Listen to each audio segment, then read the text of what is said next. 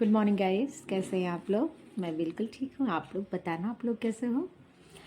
हम आप लोग को एक चैप्टर स्टार्ट किए थे, बुखार जिसे फीवर कहते हैं, ज्वर भी कहते हैं। मैं बता रही थी आपको, तो कुछ दूसरी बुक से ही बताई थी, और जो इम्पोर्टेंट्स वृंदा मैम की बुक में दिया है वो भी मैं बता रही हूँ आप लोगों को। तो चलिए ज़्यादा बातें नहीं करते, अपनी वीडियो स्टार्ट करते हैं, ठीक है। तो हम आप लोगों को यहाँ तक की चीज़ें बता दिए थे कि पोषण न्यूनता जनित रोगों से ग्रस्त होना, यहाँ तक बताए थे। मतलब ज्वर में चयापचय पे क्या असर पड़ता है, तो वही सारी चीज़ें मैंने बताई थी, किस किस चीज़ पे कितना असर पड़ता है।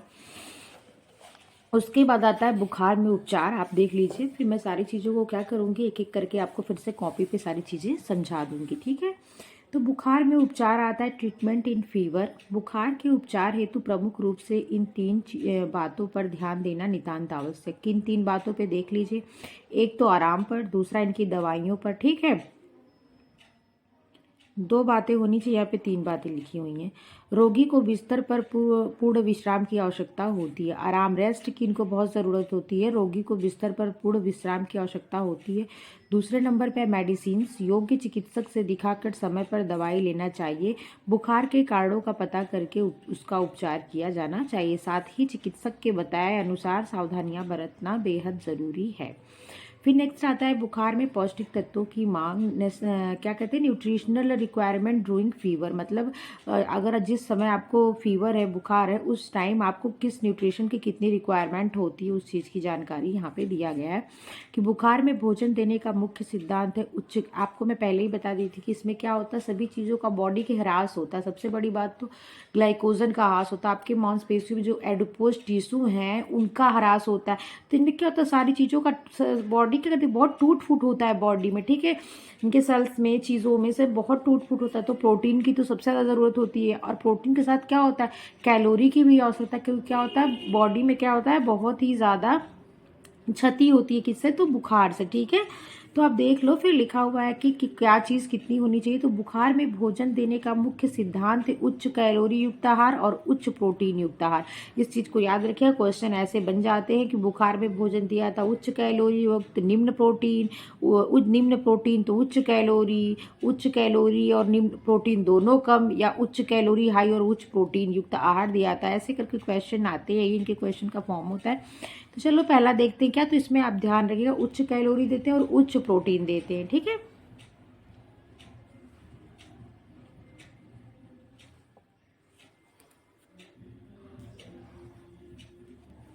इस चीज़ को आप याद रखिएगा। नेक्स्ट आता है बुखार में पौष्टिक तत्वों की मांग। तो आपने यहाँ तक देख लिया। अब नंबर आता है 1, कैलोरीज कितनी दी जानी चाहिए। बुखार की स्थिति में अधिक तापमान के कारण शरीर की कोशिकाएं, ऊतकों एवं तंतुओं का नाश अधिक होने लगता है। देखिए तापमान कैसे हो रहा था, तो मैं आपको बताई थी कि जो चयापचय की क्रिया होती है, जिसमें क्या होता है, भोजन जब अपने सरल रूप में टूटता है तो उससे जो एनर्जी इंक्रीज होती है, उसका क्या होता है, हमारी बॉडी द्वारा, जैसे आप कैटाबॉलिज्म, एनाबॉलिज्म, 2 ही तो मेटाबॉलिज्म की क्रियाएं होती है, 2 के मिलाकर के क्या होता है, मेटाबॉलिज्म होता है। तो जब ये दोनों क्रिया, कैटाबॉलिज्म तो सही हो रहा, पर एनाबॉलिज्म जो है वो हमारी बॉडी में इतनी क्षमता नहीं है कि जो वो एनर्जी, मतलब रिड्यूस करी जो एनर्जी बन रही है कैटाबॉलिज्म के थ्रू, वो हमारी बॉडी क्या करे, उनको ले सके, उनका उपयोग कर सके। न उपयोग करने की स्थिति में क्या होता है, हमारी बॉडी का तापमान बढ़ जाता है, और बॉडी का तापमान बढ़ना मतलब बॉडी गर्म हो जाती है। बॉडी का गर्म होना ही क्या कहलाता है, तो आप बताएंगे कि मैम बुखार कहते हैं, ठीक है। तो वही चीज़ यहाँ पे दियो कि आपकी बॉडी का क्या होता है, बहुत क्षति होती, तंतुओं, ऊतकों, कोशिकाओं का बहुत ह्रास होता है, मतलब नाश होता है। आधारित चयापचय बेसल मेटाबॉलिज्म रेट में भी वृद्धि हो जाती है, अतः ऊर्जा की मांग 50% तक बढ़ जाती है।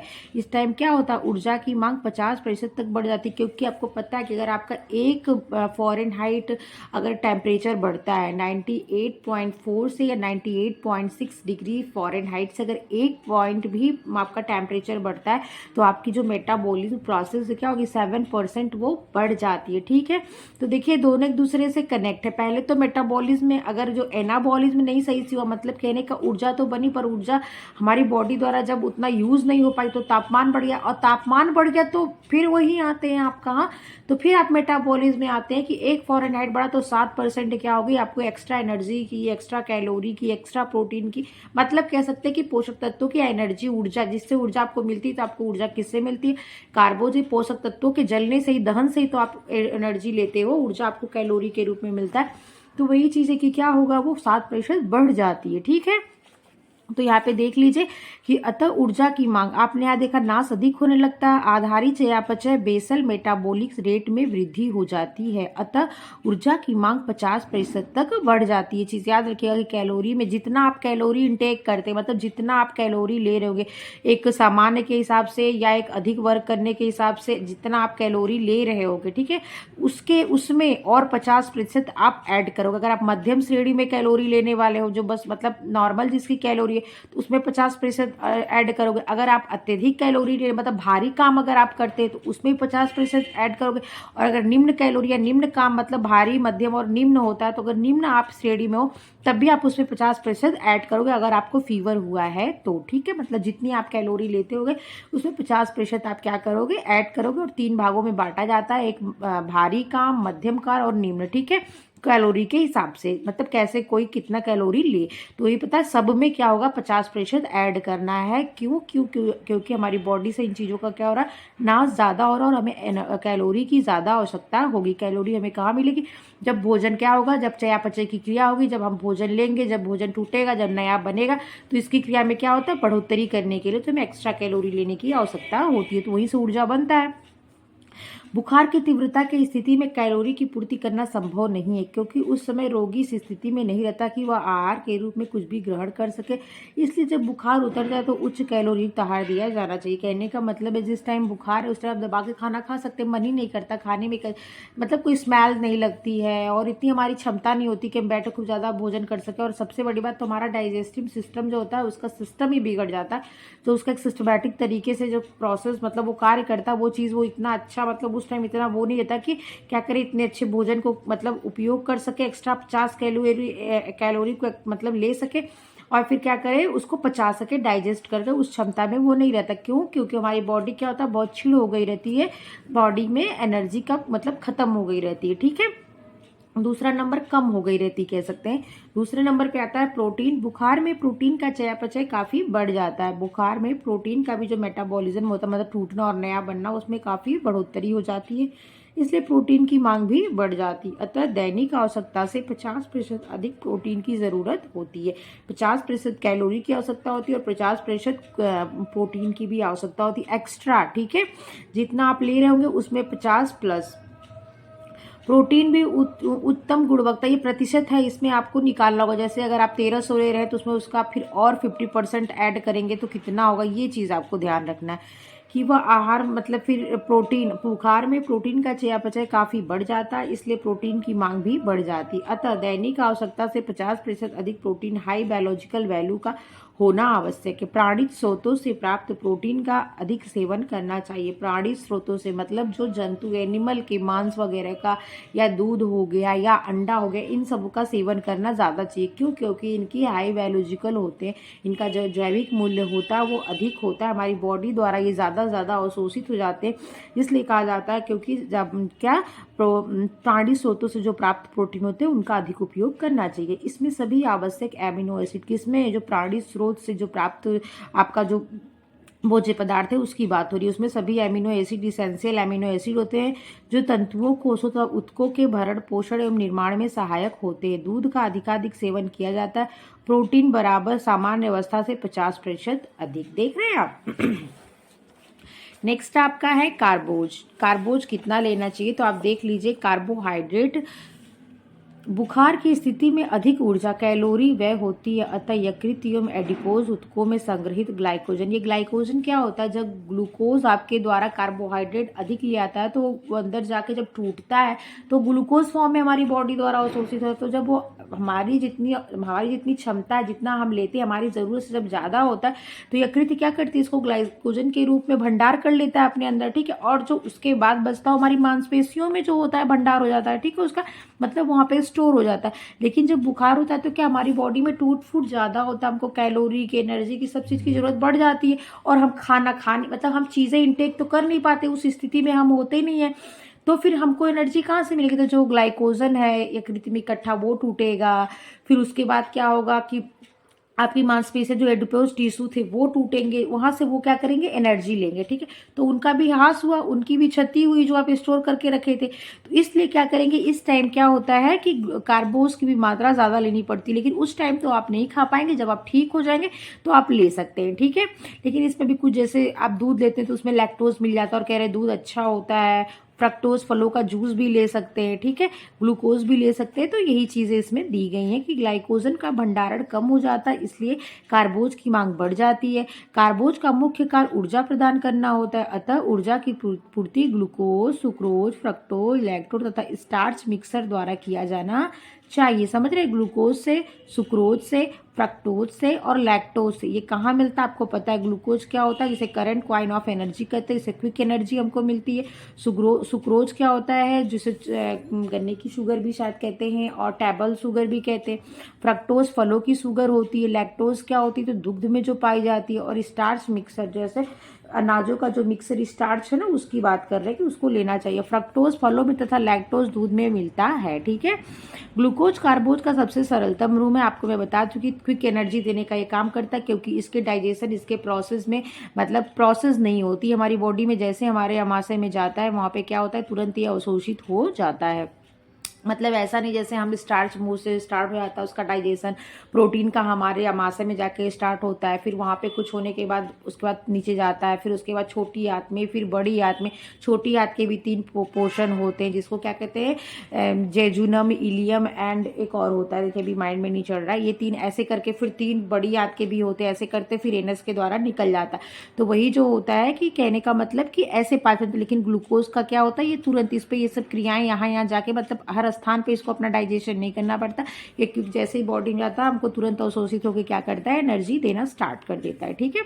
इसका अवशोषण अति शीघ्रता से होता है, यह शरीर में पहुंचकर तुरंत ही ऊर्जा प्रदान करता है। अतः 2-2 घंटे के अंतराल पर ग्लूकोज का पानी में घोल या फलों के रस के साथ मिलाकर या दूध के साथ मिलाकर दिया जाना चाहिए, क्योंकि क्या है, कैलोरी की मांग 50% बढ़ गई है, ऊर्जा की ज़्यादा ज़रूरत है, ठीक है। और हमारी बॉडी उस टाइम तो उस स्थिति में है नहीं कि वो एक्स्ट्रा ले, तो क्या होता है, इसलिए इन चीज़ों की ज़रूरत बढ़ जाती है और देना चाहिए। नेक्स्ट है, बुखार में सुधार होने पर रोटी, चावल, दलिया, खिचड़ी आदि को दाल, दही, अंडा, दूध आदि के साथ मिलाकर दिया जा सकता है, ठीक है। बुखार में सुधार होने पर रोटी, चावल, दलिया, खिचड़ी आदि को दाल, दही, अंडा, दूध आदि के साथ मिलाकर दिया जाना चाहिए। नंबर 4 है, वसा। वसा की कितनी ज़रूरत होती है देख लीजिए। मुझे तो नहीं लगता वसा ज़्यादा देना सही भी नहीं है, क्योंकि हमारा डाइजेस्टिव सिस्टम क्या है, उस टाइम क्या इफेक्टेड है, उस पर बुखार का असर पड़ा हुआ है, वो सिस्टम से सही नहीं है। और वो हमें तो मतलब वसा पचाना उसके लिए मुश्किल है। जैसा कि हम पूर्व में पढ़ चुके, अगर वसा की भी ज़रूरत होगी तो हमें लगता है इमल्सिफाइड जो वसा होती है ना, जो क्या होती है, पायसीकरण की हुई होती है, वो जल्दी डाइजेस्ट हो जाती है, वो ही देना इसमें सही होता होगा। देखिए बुक में क्या लिखा है, जैसा कि हम पूर्व में पढ़ चुके हैं, बुखार की दशा में कैलोरी की मांग बढ़ जाती है, अतः वसा की पर्याप्त मात्रा दी जानी चाहिए। परंतु वसा देरी से पचता है, बुखार में भोजन देर से पचता है, अतः अधिक वसायुक्त आहार देना बुद्धिमानी नहीं है। देखिए लिखा है, अगर आप देना भी है तो वसा रहित दूध आप देख सकते हैं, जिसे क्या कहते हैं, स्किम्ड मिल्क कहते हैं ना, वसा रहित दूध, उसमें दे सकते हैं। उसमें कितना 0.5 से लेकर 1% तक वसा होती है। परंतु रोग में सुधार होने पर जब व्यक्ति को पचाने की क्षमता विकसित हो जाए तो अधिक वसायुक्त आहार दिया जाना चाहिए, जैसे क्रीम, मक्खन, दूध, अंडे की जर्दी, पायसीकृत वसा। ये वसा सुपाच्य होती है। उस टाइम अगर आपको देना है मतलब वसा, जिस टाइम वो फीवर जब उसको है, तो आप वसा रहे दूध जो होता है उसको बॉयल करके उसके फैट को ज़्यादा से ज़्यादा निकाल करके उस दूध को आप दे सकते हैं उनको। लेकिन ज़्यादा वसा देना अच्छी बात नहीं है, मतलब बुद्धिमानी की बात नहीं है। उनके डाइजेस्टिव सिस्टम पे इफेक्ट पड़ेगा, फिर और कोई नई भी प्रॉब्लम हो सकती है, जैसे लूज मोशन लग सकता है या कुछ भी उल्टी वगैरह आ सकती है, ठीक है। और उसको दें, क्या दें, सुधार होने पे तो क्रीम दे सकते हैं, मक्खन दे सकते हैं, अंडे की जर्दी दे सकते हैं, क्योंकि आपको पता है ना, इसमें 10 से 12% क्या होती है, वसा होती है, किसमें, अंडे की जर्दी में। और कितना, 5% उसमें कोलेस्ट्रॉल होता है। नंबर 5 कितना है, खनिज लवण। शरीर में पसीने के रूप में अधिक जल का निष्कासन होता है। जल के साथ देखिए, मैं आपको उस टाइम याद नहीं आ रहा था, ड्यूडेनम, जेजुनम और इलियम, ये छोटी आंत के 3 क्या होते हैं, भाग होते हैं, ठीक है। तो वही मेरे को क्या बोलते हैं ड्यूडेनम याद नहीं आ रहा था, तब से माइंड में वही चल रहा था। खनिज लवण शरीर में पसीने के रूप में अधिक जल का निष्कासन होता है। जल आपको पता है ना, रह रह के पसीना आता है, जब दवा का असर होता है बुखार उतरता है तो खूब ज़्यादा सा पसीना आता है रह रह के, तो पसीने के साथ जल भी निकलता है, और जल के साथ क्या निकलता है, तो हमारी बॉडी का जो सोडियम क्लोराइड है NaCl निकलता है, पोटेशियम निकलता है, इनका उत्सर्जन हो जाता है। अतः इनकी पूर्ति के लिए नमक एवं फलों के रस द्वारा की जानी चाहिए। ठीक है, इनकी पूर्ति कैसे, नमक के द्वारा और फलों के जूस जो रस होता है उसके द्वारा खनिज लवण की पूर्ति की जानी चाहिए। विटामिन क्या है, तो बुखार में विटामिन ए और सी की मांग बढ़ जाती है। किसकी, विटामिन ए की और सी के, इंपॉर्टेंट है, इस चीज़ को याद रखिएगा कि बुखार में किस विटामिन की मांग बढ़ जाती है, तो बुखार में विटामिन ए और विटामिन सी की मांग बढ़ जाती है, इसको याद रखिएगा। कैलोरी मांग बढ़ने से B1 और B2 तथा नियासिन की मांग भी बढ़ जाती है। कैलोरी मांग जैसे आपकी क्या है, आपकी कैलोरी एनर्जी की मांग बढ़ी थी ना, कितने प्रतिशत, जितना आप लेते हैं उससे 50% अधिक, तो इसके साथ ही आपकी विटामिन B1 जी B1 मतलब बी ग्रुप के हैं, B1 thiamine, B2 riboflavin, B3 जिसे नियासिन कहते हैं, नियासिनामाइड कहते हैं, निकोटिनिक अम्ल कहते हैं, तो इसकी मांग क्या होती है, बढ़ जाती है B1 B2 और B3 की। ठीक है, क्योंकि 5 mg B1, 6 mg B2 और 6.6 mg तक नियासिन 1000 कैलोरी के अनुपात में आवश्यक होता है। अतः कुल कैलोरी मांग के अनुसार इनकी मात्रा भी बढ़ाई जानी चाहिए। नेक्स्ट है जल।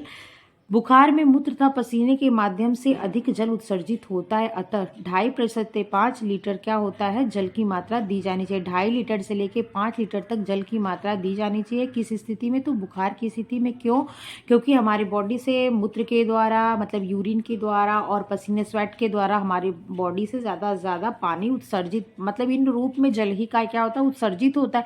पेय पदार्थों के रूप में तरल पदार्थ दिए जाने चाहिए। जौ का पानी, फलों के रस, छाछ, दाल व सब्जियों, सूप, ग्लूकोज पानी, दूध आदि के रूप में रोगी का प्रतिदिन तरल पदार्थ दिया जाना चाहिए। समझ में आया आपको यहाँ तक, क्या क्या कैसे कैसे दिया जाना चाहिए। तो पहले तो आप ये देख लो कौन कौन सी चीज़ें, तो जो आपके पोषक तत्व हैं। ठीक है, तो सबसे पहले आप देख लो कैलोरी। कैलोरी का मतलब ऊर्जा। इन चीज़ों के दहन से, मतलब इन चीज़ों के टूटने से जो फिर जो एनर्जी बनती है उसे ही कैलोरी करते हैं। ऊर्जा जैसे जूल में या किस में, कैलोरी में मतलब नापते हैं ऊर्जा को, तो वही चीज़ें। तो आप जितना लेते हैं उससे 50% अधिक आपको लेना पड़ेगा। आप प्रोटीन जितना लेते हैं उससे 50% अधिक आपको लेना पड़ेगा। क्यों, क्योंकि क्या होता है बॉडी शरीर के अंदर कोशिकाओं, उत्तकों, इन सब चीज़ों का तो बहुत ज़्यादा टूट फूट हो जाता है, इनका नाश हो जाता है, ह्रास हो जाता है। इसलिए जो कौन सी प्रोटीन लेंगे तो उसमें भी वो प्रोटीन लेंगे जो उच्च जैविक मूल्य की हो, हाई बायोलॉजिकल वैल्यू जिसकी होती है। जैसे और होती किसकी, तो आप कहेंगे मैम जी मांस प्राणी स्रोत में क्या होता है, उनमें उनकी जो मीट्स होते हैं, उनके जो मांस होते हैं वो क्या होते हैं, टोटल मतलब उसमें ज़्यादा से ज़्यादा मात्रा प्रोटीन की होती है। जैसे मांस के अलावा जो आप दूध प्राप्त करते हैं प्राणी सोर्स से, एग प्राप्त करते हैं प्राणी सोर्स से, तो इन सब चीज़ों को आप ले सकते हैं। दूध को ज़्यादा प्रीफर किया गया है। ठीक है, लेने की बात कही गई है। नेक्स्ट आता है कार्बोज। तो कार्बोज की मात्रा भी मतलब लेना ज़रूरत है, क्योंकि हमारे जो ग्लूकोज ग्लाइकोजन में स्टोर हुए थे, ग्लूकोज ग्लाइकोजन के रूप में वो, प्लस हमारे जो एडिपोज टिश्यू मतलब जो मांसपेशियों में इकट्ठा हुए, तो क्या होते हैं उस टाइम हम उतना भोजन लेने के काबिल तो होते नहीं है, क्योंकि हमारे मतलब बॉडी छीड़ हो गई, कमज़ोर हो गई है, प्लस हमारा डाइजेस्टिव सिस्टम भी तो उस टाइम कमज़ोर होगा। भाई हमारी बॉडी कमज़ोर होने का मतलब हमारे सिस्टम का ही क्या होना, मतलब कमज़ोर होना। तो फिर क्या होता है उस टाइम हम कार्बोज तुरंत तो ले नहीं सकते हैं, मतलब कोई ठोस चीज़, तो उसके लिए हम ग्लूकोज लेते हैं, फ्रक्टोज लेते हैं, लैक्टोज लेते हैं, और क्या लेते हैं, तो सुक्रोज लेते हैं। किस रूप में लेते हैं, तो आपको पता है ग्लूकोज करंट, मतलब जिसे कहते हैं ना बॉडी की करंट क्वाइन ऑफ एनर्जी, जो क्विक एनर्जी देने का काम करती है, उसे ही ग्लूकोज होता है। ये हमारी बॉडी में तुरंत जाके क्या होता है, अवशोषित हो जाता है। फिर सुक्रोज ले सकते हैं, और क्या कहते हैं फ्रक्टोज फलों का रस, लैक्टोज क्या होता है जो दूध से हमको प्राप्त होता है। इत्यादि चीज़ों का क्या करते हैं हम सेवन कर सकते हैं। ग्लूकोज कार्बोज का सबसे सरलतम रूप होता है, इसलिए इसका अवशोषण क्या होता है, बॉडी द्वारा अवशोषित हो। जैसे कार्बोज आप खाते हैं तो कार्बोज क्या होता है, पहले हल्का हल्का टूटते टूटते टूटते जाके छोटी आंत में पूरी तरह से टूटता है। ठीक है, लेकिन शुरू इसका पाचन कहाँ शुरू होता है, तो आप बोलेंगे मुख से ही स्टार्ट हो जाता है। लेकिन अगर आप डायरेक्ट, जैसे उसका सबसे सरलतम रूप होता है कार्बोज को, वो ग्लूकोज होता है। ठीक है, लेकिन अगर डायरेक्ट आपने ग्लूकोज ले लिया तो उसको टूटने की आवश्यकता नहीं पड़ी, तो वो क्या हुआ, डायरेक्ट जाके हमारी बॉडी में बस उसको अवशोषित होना। इसलिए ग्लूकोज को लेने की बात कही जा रही। किसके साथ, तो दूध के साथ भी दे सकते हैं, फलों के साथ भी दे सकते हैं, और पानी के साथ भी दे सकते हैं। वसा को क्या बोला है, तो वसा लेना उस टाइम सेकर नहीं होता है, लेकिन ज़रूरत होती है, क्योंकि क्या होता है कैलोरी की मांग हमको अपनी बढ़ानी होती है, तो वसा ले सकते हैं। तो वसा में क्या ले सकते हैं, जो वसा रहित दूध होता है, स्किम्ड मिल्क जिसे कहते हैं, उसे आप ले सकते हो। उसमें 0.5 से 1% तक आपको वसा की प्राप्ति हो जाएगी। ठीक है, इसके लिए अगर आप थोड़ा ठीक हो जाते हैं, मतलब इसमें कहा गया कि आप थोड़ा ठीक हो जाए, तो आप मतलब जो अच्छी वसा जिसमें होती है, जैसे क्रीम में, मक्खन में, दूध में, अंडे की जर्दी में, और पायशीकृत वसा जिसे इमल्सिफाइड फैट कहते हैं, इसे भी आप ले सकते हैं। ये वसा सुपाच्य होते हैं। खनिज लवण की बात कही जा रही है, तो आपको पता है कि सोडियम क्लोराइड पोटेशियम का उत्सर्जन होता है किसके द्वारा, जल द्वारा, तो इसको हमें लेने की जरूरत पड़ती है। विटामिन में ए और सी की ज़्यादा जरूरत पड़ती है, मांग बढ़ जाती है। और अगर आपको कैलोरी की मांग बढ़ती है तो इसकी वजह से आपको B1 B2 और B3 लेने की आवश्यकता होती है। कितना कितना 5 mg, 6 mg और 6.6 mg। ठीक है, क्रमशः हम बता दिए। और कितने के अनुपात में, 1000 कैलोरी के अनुपात में। ठीक है, फिर आता है जल, जो कि आपको 2.5 से 5 लीटर जल की आवश्यकता पड़ती है। क्यों? तो आपकी बॉडी से मूत्र और पसीने के माध्यम से जल का निष्कासन हो जाता है। किस माध्यम में ले, तो जौ का पानी ले सकते हैं, फलों का रस, छाछ, सब्जी का पानी, ग्लूकोज, दूध इत्यादि ले सकते हैं। अब देख लीजिए इसमें आहार नियोजन इसका क्या है। ठीक है, मैं सोच रही हूँ आपको आज मैं यहाँ तक बता दूँ, मतलब आज मैं सोच रही हूँ फीवर कंप्लीट कर दूँ। फीवर कंप्लीट करने के बाद फिर मैं आपको टाइफाइड स्टार्ट करूँगी। तो चलिए देख लेते हैं। आहार नियोजन करते समय ध्यान देने योग्य बातें, मतलब आप जब आहार, मतलब एक रोगी का जब डाइटिशियन कहते हैं ना, जब पथ्य अगर आप तैयार करो किसी आहार नियोजन करते समय, आपको क्या क्या बातें को क्या मतलब मील प्लानिंग करते समय आपको क्या क्या बातें ध्यान देनी है। तो उसमें पहला है, आहार नरम, मुलायम एवं सुपाच्य होना चाहिए, ताकि इनका पाचन व अवशोषण सुगमता एवं शीघ्रता से हो जाए। समझ आ रहा है। नंबर 2 पे क्या है, तरल पेय पदार्थों का अधिकाधिक सेवन करना चाहिए। पहले ही लिख लिया कि आहार नरम हो, मुलायम और सुपाच्य हो, जिसका क्या हो, आपकी बॉडी द्वारा इसका पाचन और अवशोषण आसानी से हो सके। तो इसके लिए फिर दूसरे नंबर पे क्या है, तरल पदार्थ भैया सबसे बढ़िया है पाचन के लिए। क्या? इसलिए फलों का रस, चावल का पानी, छाछ, दूध, फटा पानी, वे वाटर जिसे कहते हैं, दाल व सब्जियों का सूप, इसको बार्ले वाटर शायद कहते हैं, जौ के पानी को। ठीक है, सब्जियों का सूप आदि दिया जाना चाहिए। नंबर 3 है, आहार स्वादिष्ट एवं सभी तत्वों से परिपूर्ण होना चाहिए, मतलब उसमें 6 तत्व जो आपके आवश्यक हैं उन सबकी किसी न किसी रूप में पूर्ति होनी चाहिए। चौथे नंबर पे आता कम रेशे वाले, क्योंकि आपका क्या होता है उस टाइम डाइजेशन सिस्टम इतना सही नहीं होता है कि चीज़ें पचा सके, तो इसलिए आपको उसमें फाइबर जो होता है, क्योंकि अगर आप फाइबर लेने के बाद क्या होता है, आपका पाचन, आपका पेट भरा भरा हो जाता है और आपको क्या होता है, एनर्जी कम मिलती है उससे। जो मोटापे के शिकार होते हैं इसलिए उनको फाइबर ज़्यादा देने की बात कही जाती है। तो इसलिए बुखार में इस चीज़ की क्यों मना किया जाती है, क्योंकि क्या होता है कि आपको ऐसा फील हो कि हमारा पेट भरा भरा है, आपके डाइजेशन को प्रॉब्लम हो, आपको पचाने में, इसलिए कम रेशे वाली चीज़ दें, जिसका ग्लाइसेमिक इंडेक्स जिसे कहते हैं कि इसके हिसाब से कैलोरी जो हमारी बॉडी में जाता है, तो कम रेशे वाली चीज़ों में क्या होता है, उनका कैलोरी मूल्य ज़्यादा होता है। चलिए गाइस स्टार्ट करते, वीडियो रुक गई थी। मैं बता रही थी आपको कम रेशे वाली लो फाइबर डाइट भोज्य पदार्थों का समावेश करना चाहिए, क्योंकि रेशा आंतों में पाचन संबंधी गड़बड़ियां उत्पन्न करते हैं। ठीक है, नेक्स्ट है 2-2 घंटे के अंतराल पर ग्लूकोज पानी दिया जाना चाहिए। नेक्स्ट है रोगी की दशा को देखते हुए तरल, अर्ध ठोस, सेमी सॉलिड तथा ठोस आहार क्यों सम्मिलित किया जाना चाहिए, ये भी मैं आपको भी पढ़ाऊंगी। ठीक है, मेरे पास एक बुक उसमें बहुत अच्छे तरीके से दिया, तरल आहार क्या, अर्ध ठोस क्या, ठोस क्या, तो मैं आपको बताऊंगी। 7 नंबर पे भोजन को आकर्षक ढंग से परोसा जाना चाहिए, ताकि रोगी उसे मन से भरपेट खा सके। खाने के पश्चात रोगी को संतुष्टि तथा तृप्ति मिले। नेक्स्ट नंबर 8 है, यदि तरल पदार्थ के अधिक सेवन से रोगी का पेट फूल जाता है, वमन होता है, बेचैनी होती है, तो उसकी मात्रा कम कर देनी चाहिए। नेक्स्ट है, मिर्च मसाले युक्त आहार नहीं देना चाहिए। क्या करना चाहिए? नहीं देना चाहिए। मिर्च मसालेदार आहार देरी से पचते हैं तथा आमाशय में उत्तेजना, मातों में चिड़ उत्पन्न, इरिटेशन करते हैं। नेक्स्ट है, बुखार ठीक होने पर ठोस आहार जैसे चपाती, ब्रेड, टोस्ट, चावल, दलिया आदि दिया जाना चाहिए।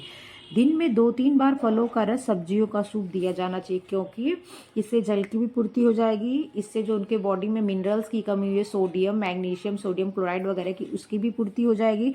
और इसके साथ साथ क्या है, इनको कुछ और भी जैसे विटामिन प्राप्त हो जाएंगे, जिससे क्या रोगों से लड़ने की क्षमता बढ़ती है। ठीक है, तो इतना बता दिया। आगे है 2 आहार के बीच में अंतराल, मतलब एक डाइट आपने दे दी, अगर मील सुबह उनको दे दी तो दोपहर में देंगे, तो कितने घंटे का दोनों के बीच में अंतराल मतलब डिस्टेंस होना चाहिए, यही इसमें बताया गया। तो इंटरवल बिटवीन 2 मील, मतलब दो मतलब आहार के बीच में कितने घंटे, कितने टाइम के बाद दूसरा आहार देना चाहिए, पहले आहार देने के बाद, यही चीज़ इसमें बताई गई है। तो नंबर 1 पे बुखार की दशा में 2-2 घंटे के अंतराल पर, ये इंपॉर्टेंट है, ध्यान रखिएगा, कितने घंटे के बाद तो 2-2 घंटे के अंतराल पर तरल पेय पदार्थ दिया जाना चाहिए। तरल आहार सुपाच्य होता है, यह पाचन संस्थान पर बोझ नहीं डालता, साथ ही पौष्टिक भी होता है। यदि बुखार में सुधार है तब इस अंतराल को बढ़ाया जाना चाहिए। नेक्स्ट नंबर 2 है बुखार कम होने पर इस दशा में अर्ध ठोस आहार। अगर बुखार कम हो रहा है तो उस टाइम सेमी सॉलिड फूड दिया जा रहा है, न कि एकदम लिक्विड पे रखना चाहिए, ठीक है। पोषण अंतराल भी बढ़ाया जाना चाहिए, जैसे 2-2 घंटा था उसको कम करके 1 घंटा, आधा घंटा, मतलब जो भी सुटेबल लगे पेशेंट के अकॉर्डिंग, क्योंकि अर्धठोस आहार देरी से पचता है। एंटीबायोटिक्स बुखार को कम करने में महत्वपूर्ण भूमिका निभाता है, अतः आहार उच्च प्रोटीन कैलोरी वसा होना चाहिए। उच्च प्रोटीन कैलोरी वाला होना चाहिए, नो वसा, ओनली उच्च प्रोटीन और कैलोरी वाला होना चाहिए। प्रोटीन कैलोरी रिच डाइट होना चाहिए। नंबर 3, बुखार ठीक होने पर रोगी व्यक्ति का भोजन सामान्य व्यक्ति के अनुसार ही होना चाहिए, परंतु मिर्च मसाला रहित हो, सुपाच्य हो, पौष्टिक हो, स्वादिष्ट हो एवं स्वच्छ हो, ठीक है। नेक्स्ट है, जैसा कि हम पूर्व में अध्ययन कर चुके हैं, बुखार की अवधि पर पोषक तत्वों की मांग निर्भर करती है। यदि बुखार अल्प अवधि का है, एक्यूट है, जिसे क्या कहते हैं HTST, मैंने आपको ट्रिक बताया था, जैसे हाई टेम्परेचर शॉर्ट टाइम जिसे कहते हैं, तो एक्यूट फीवर उसी के अंतर्गत आता है। और शॉर्ट टाइम फीवर क्या होता है, LT के अंतर्गत लो टेम्परेचर और लॉन्ग टाइम, ठीक है। ये शॉर्ट है, इससे आप इस चीज़ को याद, मतलब हमेशा बुखार हल्का हल्का रहता है और लंबे समय तक बना रहता है, अर्थात 3 दिन से लेकर 7 दिन तक रहता। कौन सा बुखार, जो अल्प अवधि का होता है। तब उच्च कैलोरी प्रोटीन युक्त नरम एवं तरल आहार दिया जाना चाहिए, जैसे ब्रेड, जैम, दलिया, बिना रेशे वाली मुलायम एवं नरम सब्जियां, उबला आलू, पनीर आदि। दूध की मात्रा भी बढ़ाई जानी चाहिए, ठीक है। नेक्स्ट है, यदि बुखार अल्प अवधि, यहाँ तक तो बता दिया। कम अवधि वाले बुखार पर नियंत्रण पाना भी अधिक आसान है, यद्यपि रोगी बुखार की तीव्रता की स्थिति में आहार ग्रहण नहीं कर पाता, अतः बुखार कम होने पर उच्च कैलोरी प्रोटीन आहार दी जानी चाहिए। मैं आज आपको एक चीज़ लाई हूँ दिखाने के लिए, रुक जाइए 1 मिनट।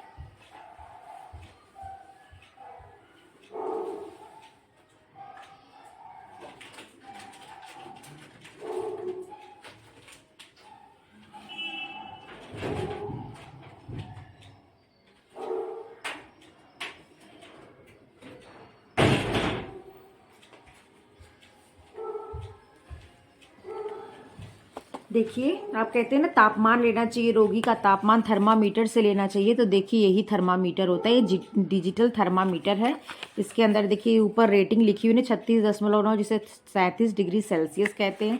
और देखिए यही है टेम्परेचर लेने, मतलब यही थर्मामीटर होता है। आप देख सकते हैं थर्मामीटर यही होता है। ये वाला जो पोर्शन या तो आपके मुंह में, जीभ के नीचे दबाना पड़ता है, या अंडर आर्म्स के नीचे, स्किन से जहाँ भी रखो, जहाँ क्या हो ये दबाओ, ठीक है। फिर इसको यहाँ से ऑन करते, तो देखिए इस पर एक रेटिंग आ रही है, जो कि क्या देखा 90 में, ये लो हो गई है बैटरी, लेकिन देखिए इसके पहले क्या हुआ था 98.6। अभी ध्यान दीजिएगा, इसमें आएगा, देखिए मेरी हाथ से लगाओ तो 98.6 इस पे आ रहा था। रुक जाइए 1 मिनट, रुके, मैंने हाथ से दबाया हुआ है कस के।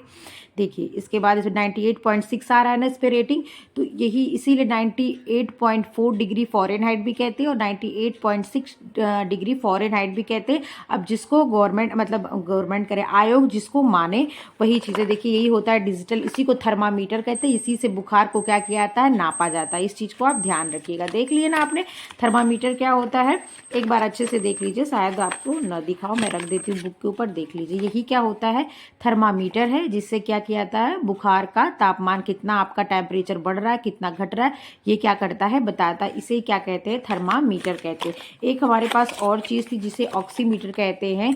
जब लोगों को कोरोना हो रहा था तो ऑक्सीजन लेवल क्या हो रहा था, घट जा रहा था ना, आपको पता है ना। तो इसमें ये भी तब का ही रखा हुआ है, यूज़ किया हुआ। लेकिन देखिए ये ऐसा होता है, इसके बीच में यहाँ पे आप अपने फिंगर को ऐसे डालते हो तो ये क्या होता है, ऊपर रेटिंग बताने लगता है कि आपके अंदर क्या है, ऑक्सीजन पर्याप्त मात्रा में है, आपके लंग्स में जितनी ज़रूरत आपकी बॉडी को है कि उसमें कमी है। तो इसलिए क्या होता है, ये इसको ऑक्सीमीटर कहते हैं। कोविड के टाइम में इसका बहुत यूज़ हो रहा था, ठीक है। ये हो गया ऑक्सीमीटर, आपको मैं रुकते एक मिनट, ये हो गया देखिए ऑक्सीमीटर इसे कहते हैं, और ये क्या होता है, इसे थर्मामीटर कहते हैं, जिससे बुखार का टेम्परेचर लिया जाता है। इस पे 36.9 ये डिग्री सेल्सियस में दिया हुआ है, आपको मैंने दिखाया था 98.6 फ़ारेनहाइट भी आपने मैं इसके दिखाया था, और ये मशीन वही शो कर रही है। ठीक है, तो बस आप लोग की जानकारी के लिए, आप लोग को दिखाने के लिए हमने ये चीज़ लेके आया था।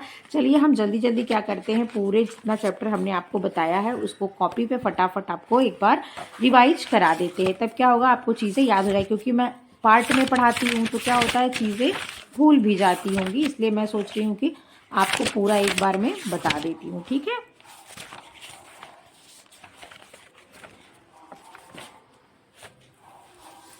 ये हो गया ज्वर, क्या हो गया ज्वर, जिसकी बहुत सारी वजह हो सकती हैं होने की, जैसे किसी के पास अगर किसी संक्रमण रोग का आपके ऊपर मतलब अटैक हो रहा है, तो ये ज्वर जो होता है, ज्वर का आना, ये पहला आपकी बॉडी का टेम्परेचर बढ़ना, ये पहला लक्षण होता है कि आपके ऊपर किसी संक्रमण का, क्या किसी संक्रामक रोग होने वाला है, या किसी बैक्टीरिया वायरस का आपके ऊपर अटैक होने वाला है। ठीक है, तो उसे ही क्या कहते हैं, ज्वर कहते हैं। ज्वर हो जाता है, बॉडी का टेम्परेचर बढ़ जाता है।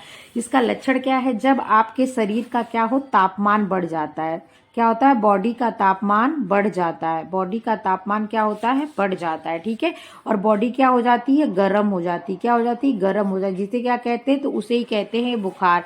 सामान्य अवस्था में बॉडी का टेम्परेचर कितना रहता है, ये दूसरा नंबर है, तो सामान्य अवस्था में बॉडी का टेम्परेचर कितना रहता है, तो आपको पता है 98.4 डिग्री फ़ारेनहाइट या 98.6 डिग्री फ़ारेनहाइट।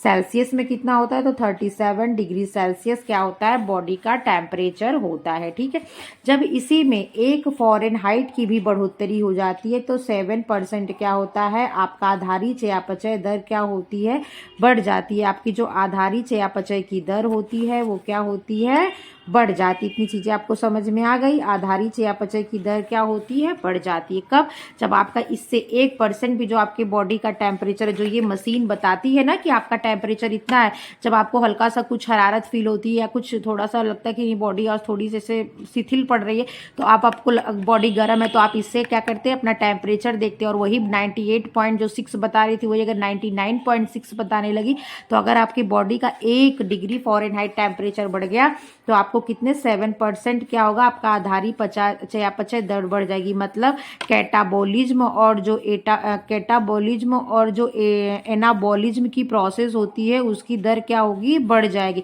और तापमान कैसे होता है, हमारी बॉडी का तापमान बढ़ गया, तो हमारी बॉडी का तापमान कैसे बढ़ता है, जब हमारी ये जो दोनों क्रियाएं होती हैं समान रूप से चलती हैं तो हमारी बॉडी का टेम्परेचर भी समान रहता है। लेकिन किसी कारणवश अगर हमारी कैटाबोलिज्म मतलब भोजन जो हम ले रहे हैं उसको सरल रूप में टूट के एनर्जी में ये तब्दील हो जा रहा है, लेकिन एनाबॉलिज्म जो हमारी बॉडी द्वारा इसको अवशोषित करना चाहिए, लेके प्रत्येक अंग तक, मतलब एनाबॉलिज्म की क्रिया मतलब नए अंगों के निर्माण करने में जो इस एनर्जी का प्रयोग किया जाता है वो जब नहीं होता है तो हमारी बॉडी का क्या होता है, टेम्परेचर बढ़ जाता है।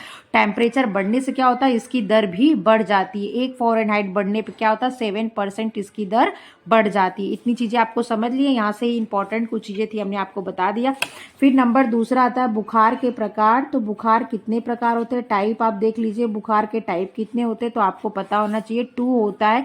एक को बोलते हैं एक्यूट और एक को क्या बोलते हैं, क्रॉनिक बोलते हैं। ठीक है, एक्यूट को आप एक ट्रिक से पकड़ लीजिएगा, एसटी मैडम बताई थी, इसको एलटी बताई थी। मतलब कही थी कि हाई टेम्परेचर शॉर्ट टाइम के लिए रहेगा और ये लो टेम्परेचर लॉन्ग टाइम के लिए रहता है। ठीक है, ये चीज़, दो चीज़ को आप पकड़ लीजिएगा। 2 प्रकार का होता है, एक्यूट होता है, क्रॉनिक। ये जल्दी आता है और जल्दी जाता है। ठीक है, इसमें ज़्यादा टेंशन नहीं होता है, किसी भी ऐसे संक्रमण का कारण हो सकता है। लेकिन जो ये क्रॉनिक होता है, किसी विशेष बीमारी के कारण क्या होता है, आपको बराबर बुखार आते रहता है। ठीक है, इतनी चीज़ें भी आप समझ गए होंगे।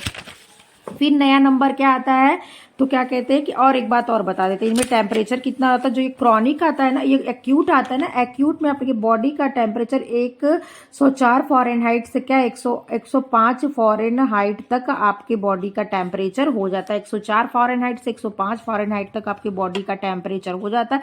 ऐसा कब होता है, तो जब आपको सर्दी हो जाए, जुकाम हो जाए, चिकन पॉक्स हो जाए, निमोनिया, मतलब इसका 1 सप्ताह तक इसकी अवधि होती है।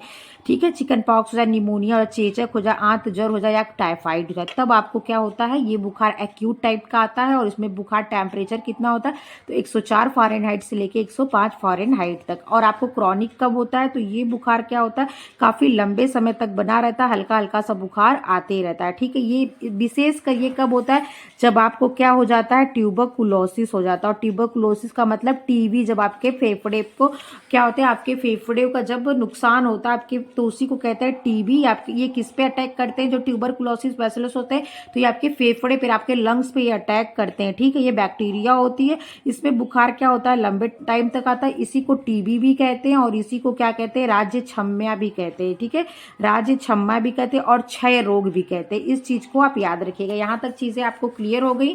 तापमान बढ़ा, कितना बढ़ा, तो इसके बाद अगर इसमें 1 बढ़ा तो आपकी बॉडी गर्म हुई, आपको क्या आ गया, बुखार आ गया। आधारित चयापचय दर पे क्या प्रभाव पड़ा, तो ये 1 फ़ारेनहाइट बढ़ने पे 7% ये चीज, इसकी मेटाबॉलिज्म प्रोसेस बढ़ गया। और मेटाबॉलिज्म प्रोसेस आधारित चयापचय होता क्या है, जब आप निद्रा में हैं, जब आप स्थिर हैं, शांत है, किसी कार्य नहीं कर रहे, मान लीजिए जब आप सो गए हैं, सबसे बढ़िया बात, तो आपकी बॉडी में जो अनैच्छिक क्रियाएं होती है प्लस आपकी बॉडी के ताप का जो नियमन होता है, उसमें जितनी एनर्जी की दर, जो ऊर्जा लगती है ना, उसी दर को क्या कहते हैं, आधारित चयापचय दर कहते हैं। ठीक है, जैसे आपका हृदय का धड़कना, जैसे आपके किडनी का काम करना, जैसे आपके लीवर का काम करना, जैसे आपका सांस लेना, आपके फेफड़े का काम करना। ठीक है, जैसे ये सब चीजें क्या आपके बस में, तो आप कहेंगे नहीं मैम ये होती रहती। क्या आप सो गए तो आपका हार्ट पंप करना, आपका हार्ट धड़कना बंद हो जाता है, तो आप कहेंगे नहीं मैम वो चलते रहता, जिस दिन वो बंद हो जाएगा हम भगवान को प्यारे हो जाएंगे। तो उसमें जो एनर्जी लगती है, जैसे अगर आप चल रहे हैं तो आप कहते हैं ना कि हम मतलब चल रहे भैया, एनर्जी लग रही है, हम थक गए, हम कोई काम कर रहे हैं, बोरा उठा दिए, कुछ भी कर दिए, थोड़ा हार्ड वर्क कर दिए, एनर्जी लॉस हो गई। लेकिन आपके सोते वक्त, जब आप निष्क्रिय अवस्था में, तब आपकी जो अनैच्छिक क्रियाएं होती हैं और जो आपकी बॉडी का तापमान बनाए हुए, जो हमारी बॉडी का एक टेम्परेचर होता है, जो उसको बनाने में जो उस दर को क्या कहते हैं, आधारित चयापचय दर कहते हैं। समझ में आपको आ गया आधारित चयापचय दर क्या कहते हैं। फिर हमने आपको बताया बुखार के टाइप, तो 2 टाइप, एक एक्यूट बताया, एक क्रॉनिक बताया। जो एक्यूट होता है वो HTST होता है, मतलब ये पास्चुराइजेशन के प्रोसेस है, लेकिन मैंने एक ट्रिक पकड़ लिया जिसमें हार्ड टेम्परेचर शॉर्ट टाइम, और ये क्या होता है, long temperature low temperature long time. ठीक है, इसमें क्या होता है, वो ट्यूबरकुलोसिस मेन है, जिसमें क्या होता है, बुखार आते रहता है, चढ़ते रहता है, उतरते रहता है। ठीक है, इतनी चीजें हमने आपको बता दी। फिर क्या होता है, आपको मैंने एक पॉइंट बताया था, ज्वर में चयापचय पे क्या असर पड़ता है, मतलब बुखार में चयापचय, जो आपकी मेटाबॉलिज्म क्रिया है, उस पर क्या प्रभाव पड़ता है। तो आप सबसे पहले जान लीजिए, ज्वर की स्थिति में क्या होता है, आपकी बॉडी में कई शारीरिक तथा जैविक क्रियाओं पे क्या होता है, परिवर्तित होते हैं। शारीरिक एवं रासायनिक क्या होती है, क्रियाएं आपकी क्या होती हैं, उनमें परिवर्तन आता है। ठीक है, बायोकेमिकल्स परिवर्तन आते हैं। ठीक है, वो परिवर्तन से क्या होता है, परिवर्तन में क्या होता है, सबसे पहले आपके शरीर का जो चयापचय दर है, मतलब जो मेटाबॉलिज्म प्रोसेस है,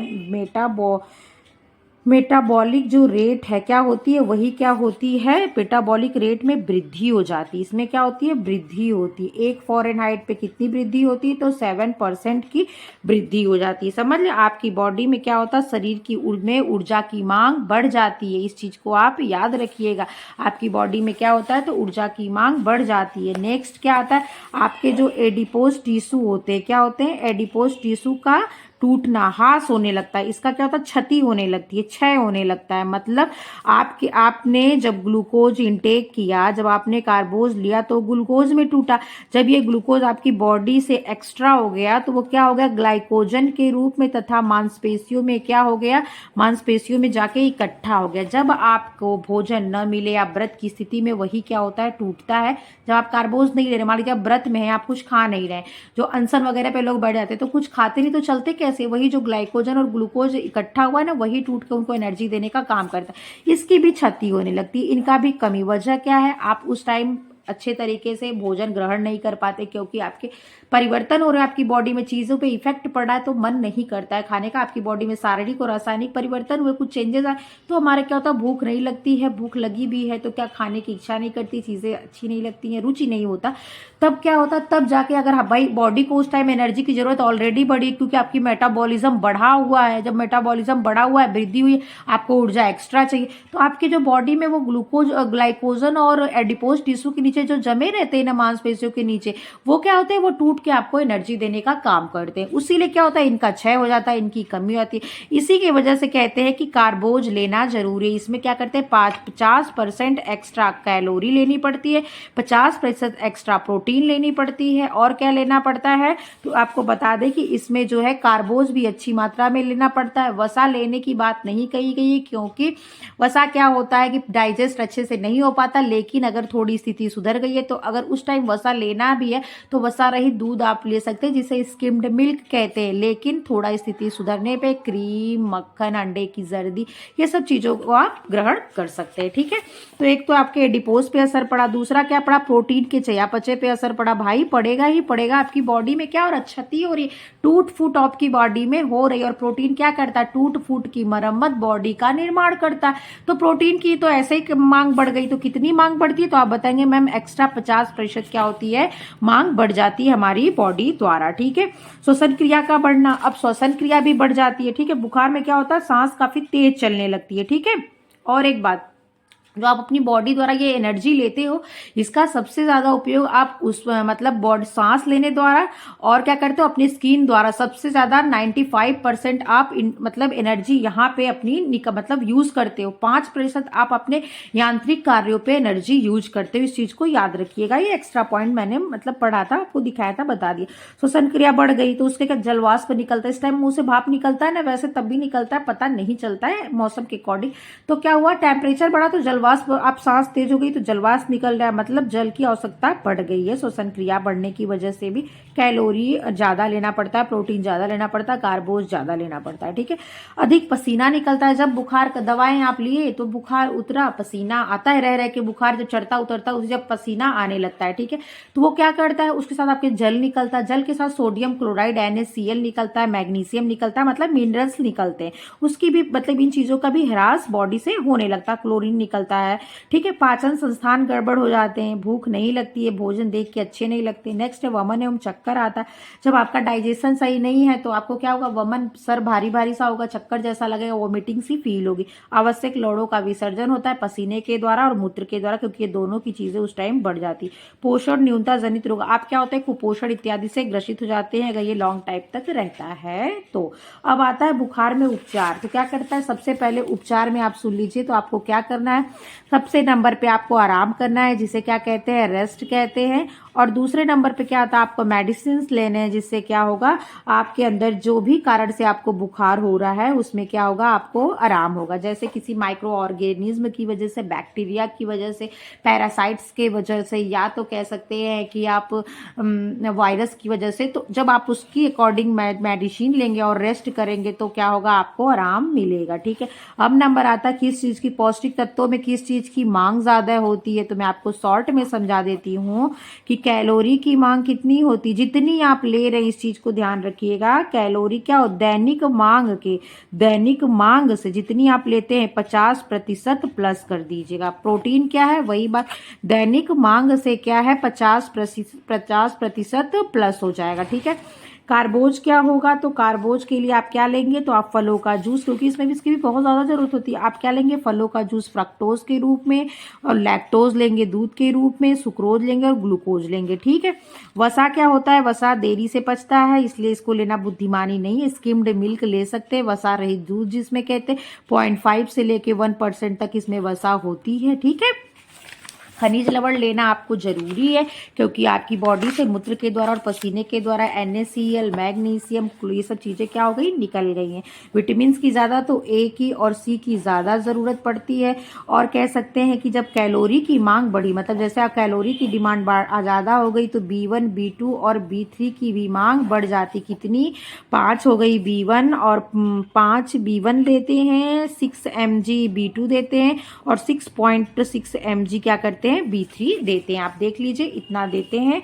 आहार नियोजन करते समय क्या देना है, तो आपको मैं बताई थी, मुलायम आहार होना चाहिए, और क्या होना चाहिए, मुलायम के साथ सुपाच्य होना चाहिए, सुपाच्य के साथ फलों का जूस, चावल का पानी, ये सब होना चाहिए। आहार स्वादिष्ट होना चाहिए, पथ्यापथ्य का ध्यान रखना चाहिए। तरल आहार, ठोस आहार, अर्ध ठोस आहार उनके अवस्था के अकॉर्डिंग दिया जाना चाहिए। कम रेशे वाला आहार दिया जाना चाहिए। ठीक है, और मिर्च मसाले रहित आहार देना चाहिए। अंतराल कितना होना चाहिए, तो भोजन के बीच, मील के बीच में जो कह सकते हैं इंटरवल है, वो कितने मिनट का होना चाहिए, तो आप बताएंगे कि 2 घंटे, 2-2 घंटे पे देना चाहिए। 2-2 घंटे का अंतराल होना चाहिए। स्थिति अच्छी होने पे इसको क्या कहता है, बढ़ाया जा सकता है। इतना ही बस आप बुखार में आपको जानना है। मैंने सारी चीजें आपको बता दी। अब मैं बताऊंगी बुखार कैसे कैसे कौन से टाइप का होता है। तो मैं पहले टाइफाइड स्टार्ट करूंगी, अब आज नहीं, अब कल मैं टाइफाइड स्टार्ट करूंगी। मैं आशा करती हूँ कि आप लोगों को क्या होता होगा, मेरा बताया समझ में आता होगा जो मैं आप लोग को समझाती हूँ। अगर आप लोग को मेरा समझाना, मेरा पढ़ाना अच्छा लगता है तो आप लोग मेरी वीडियो को लाइक शेयर सब्सक्राइब कर दीजिएगा प्लीज़। और मेरी वीडियो को जितना हो शेयर करिए आप लोग। चलिए, देखने के लिए थैंक यू, टेक केयर।